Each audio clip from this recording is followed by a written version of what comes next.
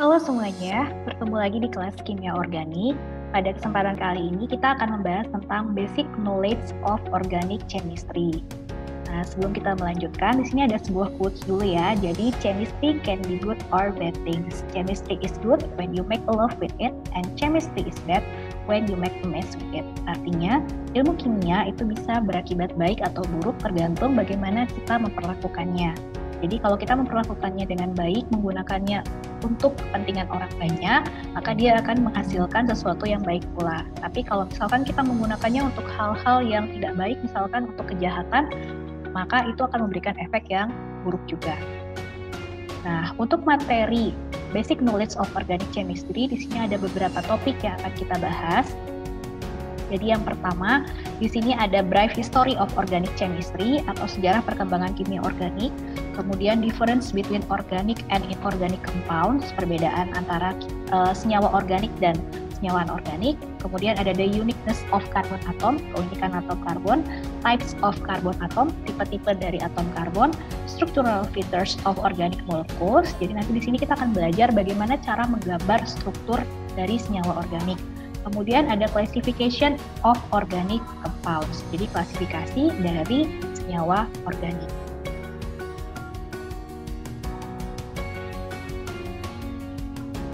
Kita masuk ke materi yang pertama, yaitu Brief History of Organic Chemistry. Nah, sebelum Ibu melanjutkan tentang materi ini, pastikan kalian sudah menonton video yang di-share sebelumnya, yaitu mengenai The Lord of Carbon Atoms. Nah, untuk history di sini ada timeline-nya. Jadi yang pertama sekitar tahun 1780-an, para saintis itu mulai mengelompokkan antara senyawa organik dan anorganik. Jadi sini dikatakan old organic and inorganic. Kemudian tahun 1800, di situ tokoh utamanya adalah John Jacob Berzelius, di mana dia mengemukakan tentang vital force theory. Kemudian pada tahun 1828, tokoh pentingnya adalah Friedrich Wöhler, di mana Friedrich Wöhler ini berhasil mensintesis urea dari bahan anorganik, sehingga nanti akan mengembangkan teori yang dikemukakan sebelumnya. Nah, kemudian yang terakhir, ini perkembangan dari tahun 1850 sampai saat ini disebutnya sebagai modern organic chemistry. Di sini tokoh pentingnya bernama August Kekule, yang memberikan definisi baru tentang kimia organik modern. Nah, kita bahas sedikit tentang per tahunnya, details per tahunnya. Jadi pada tahun 1780, para ilmuwan itu mulai membedakan antara senyawa organik dan anorganik. Nah, kemudian organic compounds itu didefinisikan sebagai senyawa atau compound that could be obtained from living organism. Jadi senyawa yang berasal dari makhluk hidup. Sementara kalau inorganic compound itu sebaliknya, yang berasal dari benda tidak hidup, misalnya seperti material-material yang ada di muka bumi. Nah, perkembangannya muncullah suatu istilah yang disebut sebagai vitalism. Vitalism itu adalah the intervention of vital force, berarti keterlibatan dari vital force. Vital force ini sendiri berarti kekuatan hidup. Vita itu artinya life, kehidupan. Jadi kekuatan kehidupan yang dibutuhkan untuk mensintesis senyawa organik. Nah, jadi kesimpulannya pada saat itu, sintesis hanya bisa dilakukan di dalam tubuh makhluk hidup. Maksudnya sintesis senyawa organiknya ya, dan tidak dapat dilakukan di laboratorium dengan menggunakan tabung reaksi atau labu.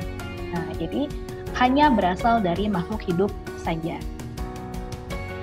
Nah, ini vital force teorinya. Jadi inorganic materials dapat diubah, dikonvert menjadi organic materials in the presence of the vital force found only in living bodies. Jadinya organik itu bisa dihasilkan dari inorganik, tapi proses perubahannya itu hanya dapat terjadi di dalam tubuh makhluk hidup karena adanya vital force itu tadi atau kekuatan kehidupan. Nah, tokohnya siapa yang mengemukakan tentang hal ini? Ini adalah John Jacob Berzelius ya, yang mengklasifikasikan organik berarti yang berasal dari makhluk hidup, sementara inorganik berasal dari makhluk tidak hidup atau benda mati, terkait dengan vital force itu tadi. Nah, selanjutnya kita masuk ke tahun 1828, di mana di sini Friedrich Wöhler melakukan suatu eksperimen yang berhasil mengubah sejarah perkembangan kimia organik. Nah, jadi apa yang dilakukan oleh Bapak Friedrich Wöhler? Jadi Frederick Wohler berhasil mensintesis urea, di mana urea itu adalah senyawa organik. Nah, beliau berhasil mensintesis urea dari senyawa inorganik. Nah, keberhasilan Frederick Wohler ini menumbangkan teori vital force yang sudah dianut dari tahun-tahun sebelumnya. Nah, oleh karena keberhasilan dari Frederick Wohler mensintesis senyawa organik dari inorganik, maka Frederick Wohler dikatakan sebagai the father of organic chemistry. Nah, untuk lebih jelasnya, apa yang dilakukan oleh Frederick Wohler? Jadi, Frederick Wohler itu mensintesis urea dengan cara di sini me-evaporate, berarti menguapkan larutan yang di dalamnya terkandung senyawa amonium cyanat. Nah, jadi pada awalnya Frederick Wohler itu ingin memproduksi amonium cyanat. Dia mereaksikan AgOCN dengan NH4Cl.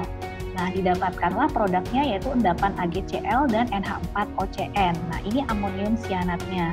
Kemudian oleh Frederick Wohler, NH4OCN ini ingin dimurnikan.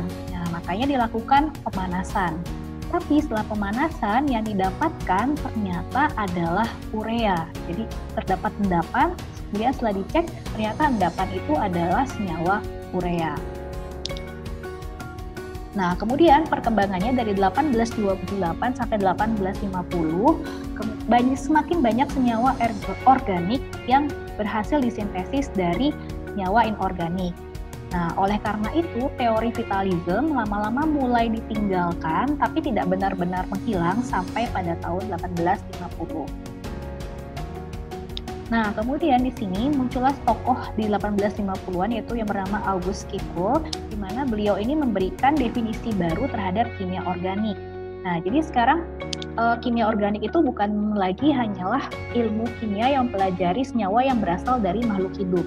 Nah, tapi diperluas definisinya yaitu ilmu yang mempelajari tentang molekul yang di dalamnya terdapat karbon.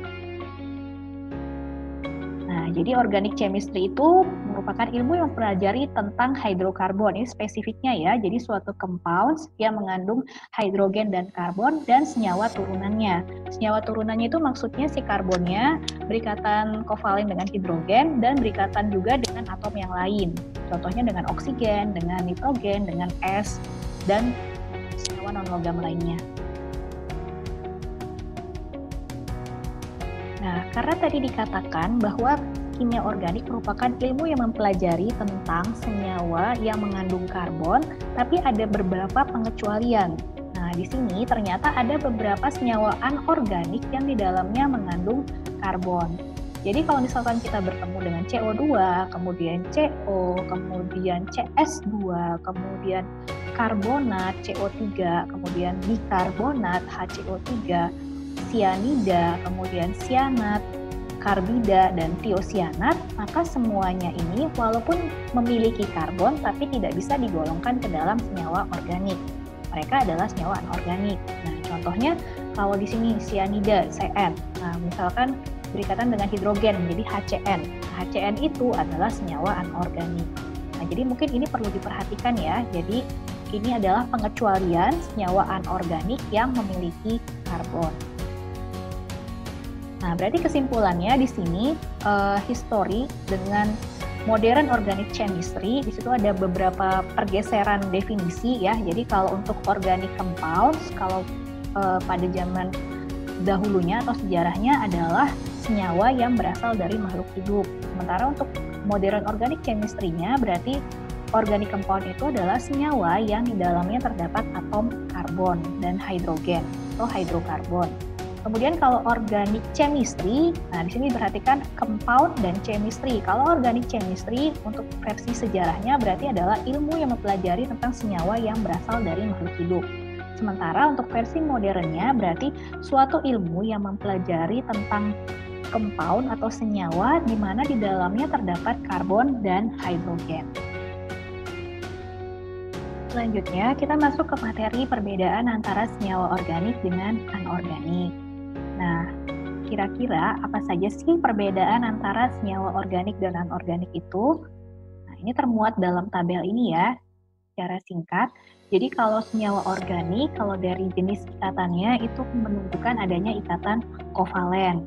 Sementara kalau senyawa anorganik di situ menunjukkan adanya ikatan kovalen, tapi lebih banyak yaitu ikatan ionik. Nah, kemudian kalau senyawa organik itu memiliki low melting point and low boiling point. Jadi melting itu berarti meleleh, boiling point itu berarti mendidih. Jadi titik didih dan titik lelehnya rendah.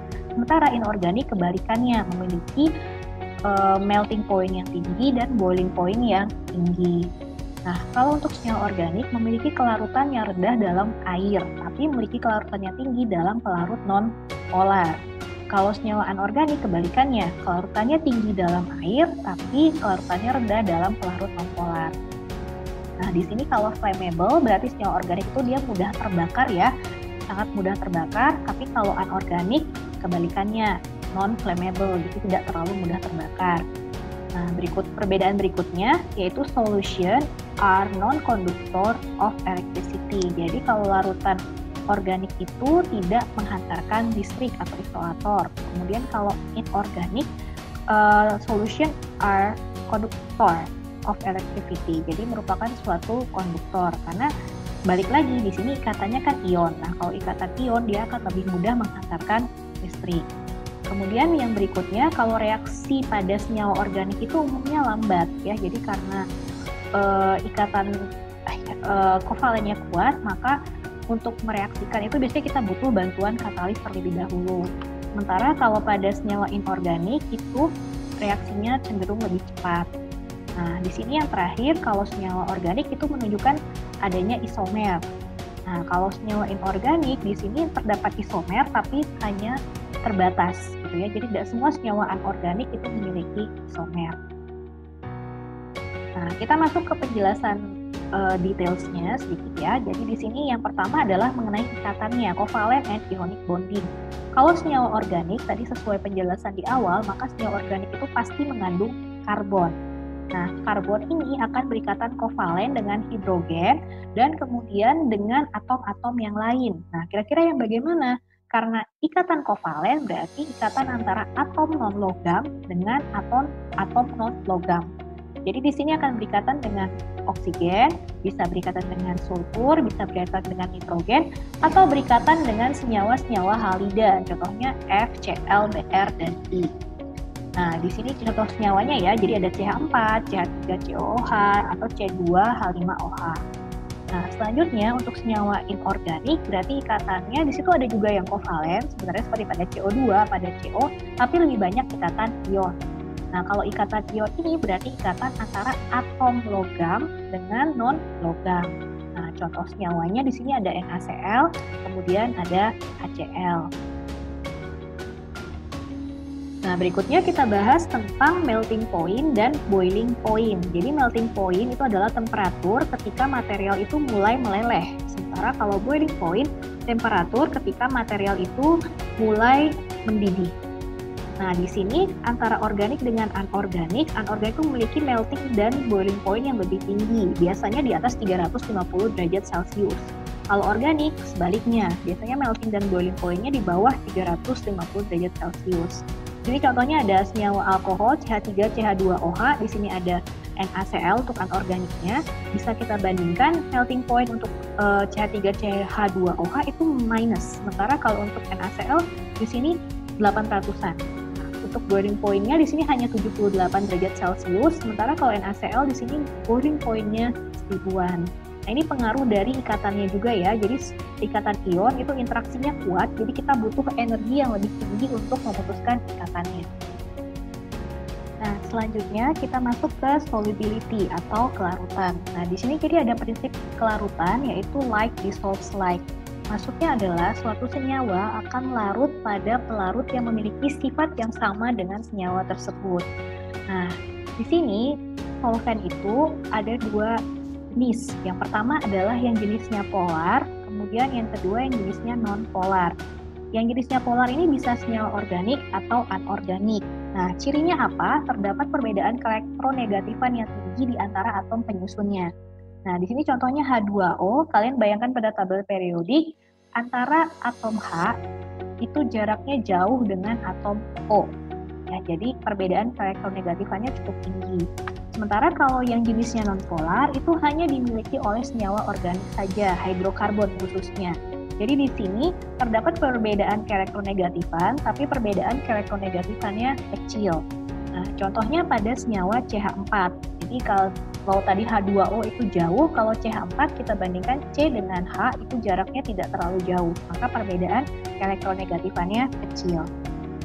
Nah, di sini kalau untuk kelarutan senyawa organik, misalkan contoh senyawanya adalah C6H12. C6H12 ini berarti sifatnya adalah nonpolar, maka dia akan larut pada solvent atau pelarut yang jenisnya juga nonpolar. Nah, yang nonpolar itu contohnya bisa benzen, bisa CCl4. Larut dalam air tidak, karena air sifatnya polar. Nah, tadi balik lagi, like dissolves like. Jadi larut pada yang sifatnya sama. Sementara kalau anorganik sebaliknya, karena di sini anorganik contohnya HCl. HCl itu adalah jenis senyawanya polar, maka dia akan larut di pelarut yang polar juga. Contohnya H2O. Nah, tapi HCl ini tidak larut pada pelarut nonpolar. Jadi kalau mau dilarutkan dalam benzen, HCl-nya tidak larut. Jadi seperti itu ya untuk kelarutan.